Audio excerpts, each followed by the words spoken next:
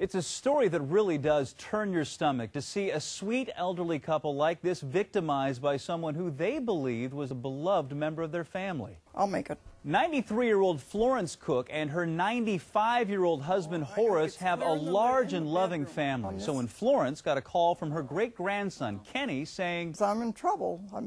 Was in an accident. And he says, I need some money for me to get home. They were compelled to respond immediately. Kenny explained that he was drinking, got in a crash, and was stranded in Canada. He needed $1,000 right away. Her loved one was in trouble. How could she refuse? And I looked at my husband, and he shook his head yes, that we'd send him some. But some things didn't add up. Kenny is stationed at Fort Bragg in North Carolina.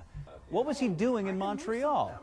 And something else he said was curious. He kept saying, well, this is secret. This is secret. We don't tell anybody. But she needed to tell someone, her daughter, Kenny's grandmother, Beverly, to get a ride to the bank to wire that money.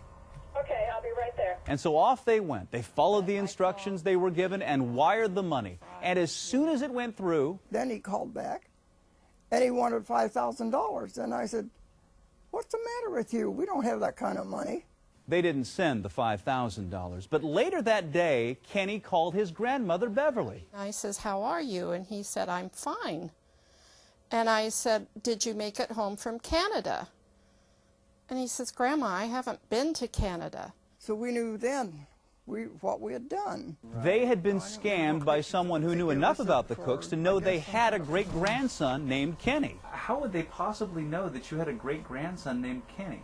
That's something we don't know. We do not know. Well, this is a really wicked scam. The State Attorney General's office says they are getting a lot of complaints about scams just like this one, targeting the elderly from someone claiming to be a family member who needs money. If you're ever asked to wire money by Western Union or MoneyGram, that should be a big fat red flag, because once you've done that, poof, your money's gone. Well, we're out $1,060.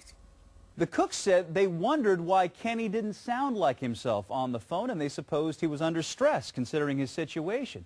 Now, the Attorney General's office says if you get a call like this, ask them questions about the family that only they would know, and that should tell you if they are legit.